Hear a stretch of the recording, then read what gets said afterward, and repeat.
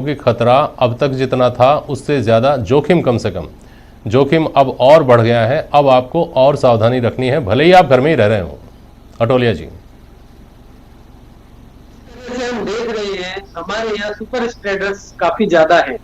अभी 39 super spreaders मिल चुके हैं और जो 4100 लोगों में जांच में 39 सुपर स्प्रेडर मिले हैं। ये एक सिग्निफिकेंट अमाउंट है। इसका मतलब ये है कि 1% पॉपुलेशन जिनकी चेक किया गया उनमें इन्फेक्टेड है। इसको देखते हुए इसको लाइटली बिल्कुल नहीं लेना चाहिए। पब्लिक को सबको समझना चाहिए कि बिना काम अनावश्यक घर से ना निकले। केवल लॉकडाउन खोला गया है वो हमारी हिंदुस्तान की इकोनॉमी को स्ट्रॉन्ग करने के लिए, सबका काम चलता रहे और लोगों का जो जरूरी कार्य है वो होता रहे। इसलिए चरणबद्ध तरीकों में जो लॉकडाउन खुल रहा है मैं उससे सहमत हूँ और इसी तरह से होना चाहिए, क्योंकि इन्फेक्शन तो धीरे धीरे करके सबके अंदर होना है, पर एक साथ अगर इन्फेक्शन हो जाता है या विस्फोटक तरीके से इन्फेक्शन होगा तो संभालना भारी पड़ जाएगा। इसलिए अगर धीरे धीरे इन्फेक्शन होगा तो डॉक्टर्स उसको संभाल पाएंगे और हमारी कम्युनिटी को हम बचा पाएंगे। तो मेरी सलाह सबसे ये है कि अनावश्यक ना घूमे, डिस्टेंसिंग बना के रखें, सोशल डिस्टेंसिंग, हाइजीन रखें, मास्क रखें, सैनिटाइजेशन का ध्यान रखें। ये सब चीजें रखेंगे तो बच पाएंगे। और अगर हमने जिस तरीके से कम्युनिटी में संक्रमण है, इसको बिल्कुल भी किसी को भी लाइटली नहीं लेना चाहिए, क्योंकि संक्रमण है और सुपर स्प्रेडर भी तैयार हो चुके हैं हमारे यहाँ पर। इसको ध्यान रखते हुए हम सबको विशेष ध्यान रखते हुए अपने आप का बचाव करना चाहिए। बिल्कुल ठीक है। और ये बचाव जो है वो हमको एक नई दिशा भी देकर गया है। ये जो कोरोना का युद्ध है, ये एक नई दिशा भी देकर गया है। डॉक्टर अंजलि फाटक, आपसे ये समझना चाह रहा हूँ, जो काम करोड़ों रुपए के विज्ञापन और जागरूकता अभियान चला करके नहीं हो पाए, वो इस कोरोना ने करके दिखा दिया। आपका अनुभव क्या कहता है? लोगों में जो हेल्थ अवेयरनेस आई है इन दिनों में, जो लोग जंक फूड के बिना नहीं रह सकते थे, उनको जंक फूड अब दुश्मन भी लगने लगा है। लोगों को ये समझ में आया है कि हल्दी, नीम, तुलसी, कपूर, लौंग ये मजाक उड़ाने की चीज़ें नहीं हैं, ये ज़िंदगी देने की चीज़ें भी हैं। हमको ख्याल रखना चाहिए कि हम कैसे सांस ले रहे हैं, कैसे खा रहे हैं, कैसे पी रहे हैं, कैसे सो रहे हैं। आपका आकलन क्या कहता है डॉक्टर अंजलि फाटक?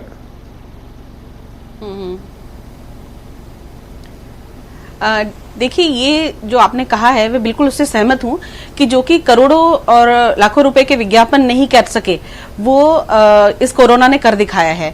जैसे कि आपको याद होगा कि 2018 में जो हमारे प्रधानमंत्री जी हैं, उन्होंने विश्व महिला दिवस पर एक न्यूट्रिशन मिशन के लिए 9,000 करोड़ रुपए का बजट किया था।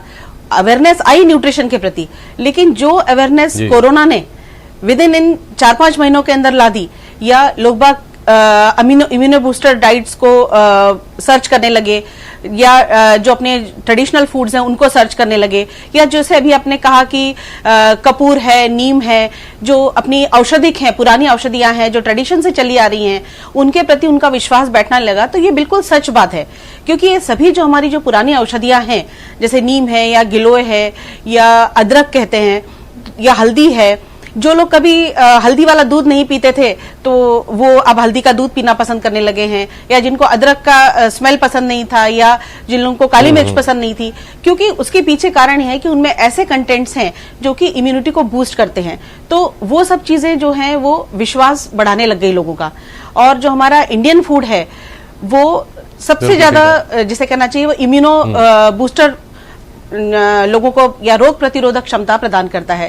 क्योंकि अभी देखा तो अपन ने विश्व में बहुत जगह पर कोरोना का इन्फेक्शन है, और इंडिया में और राजस्थान में भी है, लेकिन वो जल्दी ठीक हो रहे हैं लोग। और जल्दी ठीक होने का कारण है या इन्फेक्शन कम जिनको होना है, उसके पीछे कारण ये है कि भारतीयों के अंदर हमारी रोग प्रतिरोधक क्षमता बहुत अच्छी है, उसके कारण ही किसी हद तक बचाव हो रहा है। जहां तक आपने मुझे फास्ट फूड का पूछा कि जैसे चाइनीज फूड खाते थे लोग बाग, या पिज्जा या बर्गर के प्रति लोगों की बहुत वो थी, तो अब नेचुरली उन लोगों को पता चल गया है कि उन चीजों के अंदर ऐसी चीजें हैं जो कि इस इन्फेक्शन को बढ़ा सकती हैं या हमारी रोग प्रतिरोधक क्षमता कम कर सकती हैं। तो नेचुरली लोग बाग उन चीजों से दूर होते जा रहे हैं। अभी रिसेंटली मैं आपको बताऊं कि मैंने कुछ गूगल सर्च किया तो उनके अंदर बहुत सी ऐसी चीजें आई जिनमें कि लोग बाग मोस्टली इम्यूनो बूस्टर फूड्स को सर्च कर रहे हैं या इंडियन रेसिपीज को, ट्रेडिशनल रेसिपीज को सर्च कर रहे हैं। उसके पीछे कहीं ना कहीं जो हमारे एटमॉस्फेयर के अंदर या जो हमारे इंडियन कल्चर के अंदर जो मसाले हैं या हर्ब्स हैं उनकी जो है विश्वसनीयता वो सिद्ध कर दी है। जी जी। अच्छा अंजलि पाठक, ये बताइए कि आमतौर पर 1 जनवरी को जो जिम होते हैं उनमें रजिस्ट्रेशन करवाने वालों की संख्या बढ़ जाती है। आदमी 4 दिन जाता है, भूल जाता है। बहुत सारे काम आदमी मंडे से करूंगा, 1 तारीख से करूंगा, 1 तारीख से शुरू होने वाले काम 2 तारीख 3 तारीख तक जाते जाते खत्म हो जाते हैं। समाज की याददाश्त बहुत कमज़ोर होती है दरअसल। तो आपको क्या लगता है, ये कोरोना हमको एक स्थायी सबक देकर जाने में कामयाब हो पाएगा, या अगर ये लड़ाई खत्म हो जाती है तो हम बहुत जल्दी पहले जैसे ही हो जाएंगे?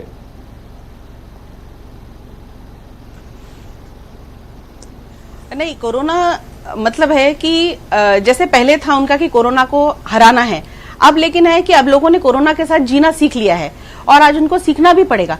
बिकॉज जब तक वो अपना डाइट को ठीक नहीं करते हैं या अपनी लाइफस्टाइल को ठीक नहीं करते, उनकी वो समझ में आ गया है कि हमें अपनी लाइफस्टाइल को ठीक करना ही पड़ेगा या हमें पॉजिटिविटी के लिए अपने बॉडी के अंदर हमें कुछ ना कुछ उसमें चेंज करने पड़ेंगे। हमें मेडिटेशन का सहारा लेना पड़ेगा, हमें योग का सहारा लेना पड़ेगा। हमारे को अपने आहार के अंदर कुछ न्यूट्रिएंट्स हैं, एंटीऑक्सीडेंट्स हैं, विटामिन सी रिच फूड्स हैं, उनको रोज देना ही पड़ेगा। हमारी लाइफस्टाइल जो अभी चलती आ रही है उसमें करेक्शन करना ही पड़ेगा और वही उसका एकमात्र उपाय है। तो ये जो जागरूकता है वो लोगों में आ गई है। बिल्कुल ठीक। और जो कि हमारे जो जैसे आपने मुझे पहला प्रश्न पूछा था कि विज्ञापन नहीं दे पाए, तो विज्ञापनों से मुझे अभी एक चीज याद आ रही है। जैसे कि सुरक्षा सप्ताह के दौरान लोगों को बहुत बताया जा रहा था कि हेलमेट लगाना है और आपको हेलमेट लगाना चाहिए, सुरक्षा करनी चाहिए अपनी। लेकिन कोरोना ने ये चीज कर दिखाई है, लोग बाग भले ही हेलमेट लगाना भूल जाए लेकिन अब वो मास्क लगाना नहीं भूलते हैं, क्योंकि उनको पता है कि बचाव में ही उनकी सुरक्षा है। बिल्कुल ठीक बात है। लेकिन एक दिलचस्प बात यह है कि जैसे हेलमेट को लोग यहाँ कंधे पर टांगते थे, उसी तरह बहुत लोग मिलेंगे आपको जो मास्क को नाक के ऊपर लगाने के बजाय यहाँ लेकर घूम रहे हैं। क्या पर्पज है, क्या पर्पज सर्व करता है वो मास्क समझ में नहीं आता।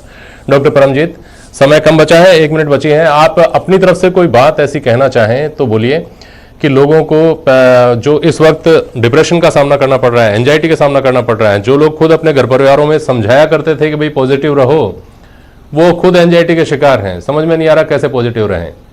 कोई अगर टिप्स देना चाहें तो बोलिए। जी जी जी बिल्कुल। मैं मेन जो समस्या है उसको लेके जो अज्ञात भय मन में है उसकी वजह से हताशा आती है। तो हताशा का भाव मन में बिल्कुल नहीं रखें, डरने की ज़रूरत नहीं है। अभी तक जो हमने जो मेडिकल डिपार्टमेंट ने या जो मीडिया के माध्यम से सरकार ने हमें जानकारी दी है उसको फॉलो करते हुए हम बचे हुए हैं, तो आगे भी बचे हुए रहेंगे। एक पॉजिटिव एटीट्यूड रखना बहुत ज़रूरी है। प्लस हम अपनी नींद ठीक रखें, क्योंकि नींद भी एंटीऑक्सीडेंट का काम करती है। अगर नींद कम लेंगे तो इम्यूनिटी कम होती है। अगर डिप्रेशन है और हमें लगता है कि इससे हम नेगेटिविटी की तरफ बढ़ रहे हैं, तो उसका इलाज है, मनोचिकित्सीय परामर्श से ठीक हो सकते हैं। एंग्जाइटी नहीं पालें, रिलैक्सेशन टेक्निक्स हमने योगा और इतने माध्यम से हम लोग सीखते हैं, उनको नियमित दिनचर्या का हिस्सा बनाएं। सोशल डिस्टेंसिंग, मास्क पहन के रखें, हैंड वॉश करते रहें और ये मान के चलें कि हमें एक ये वो चीज़ है जिसको जितना हम अवॉइड करेंगे कि हमें नहीं हो, उतना हम बेहतर हो जाएंगे। कुछ समय और हमें ऐसे रहना ज़रूरी है, लगभग 1 साल मान के चलें हमें इसके साथ गुजारना है। बिल्कुल ठीक है। बहुत शुक्रिया डॉक्टर परमजीत, शुक्रिया डॉक्टर अटोलिया, बहुत बहुत शुक्रिया डॉक्टर अंजलि पाठक आपका भी प्राइम डिबेट में आज हमारे साथ जुड़ने के लिए।